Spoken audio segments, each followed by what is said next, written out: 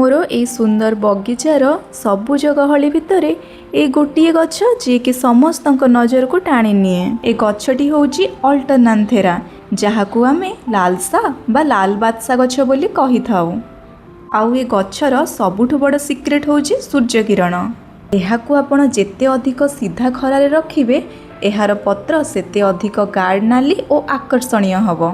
किंतु जदि आपण एहाकू छाई जगह रखिदेबे एहार पत्र सबुज रंग होई जीवो।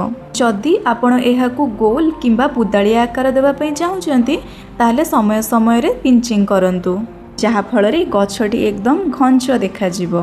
और जो ए गछटा देखुचंती मु एकदम छोटिया डालटा ही काटिकी लगेइथिली जोड़ा कि एबे एते बुसी हे जेजे काहेकि ना आगरु मु 2 थर पिंचिंग करि सारिछि। आ मोर प्लान अछि कि गछटा को गोटे गोल आकार देबा पई।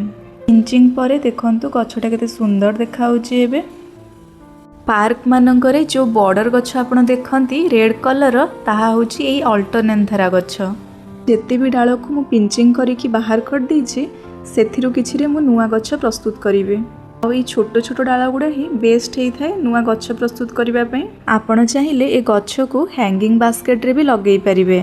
हैंगिंग बास्केट रे भी ए गछ बहुत सुंदर देखा जाय थाए। तेबे आपण पाखरे ए सुंदर गछटी अच्छी कि कमेंट निश्चय जणातु। आ जदि ए गछर अपडेट देखिबा पई चाहुचंती ताहले मो चैनल को सब्सक्राइब करिनेबे। Thank you. Happy gardening.